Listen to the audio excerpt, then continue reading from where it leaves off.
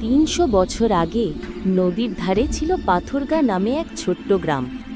সেখানে থাকত এক সরল কৃষক হাসু আর তার ছোট মেয়ে মিনা।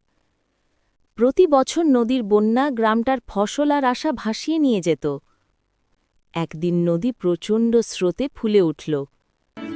গ্রাম জুড়ে ভয়, অসহায়তা আর নিস্তব্ধতা। ঠিক তখন ছোট মিনা এগিয়ে এসে বলল, নদীর ওপারের বড় শিমুল গাছের শেকড় আর বাঁশ বেঁধে বাঁধ বানালে স্রোত থামবে। প্রথমে সবাই সন্দেহ করলেও শেষমেশ সবাই একসাথে বাঁধ তৈরি করতে নেমে পড়ল। ঘণ্টার পর ঘণ্টা শ্রম, কাদায় ভেজা হাত আর চোখে আশা। হঠাৎ স্রোত ধীরে ধীরে থেমে গেল। গ্রাম বেঁচে গেল। সেদিন থেকে সবাই মনে রাখল, বুদ্ধি শক্তির চেয়েও বড়।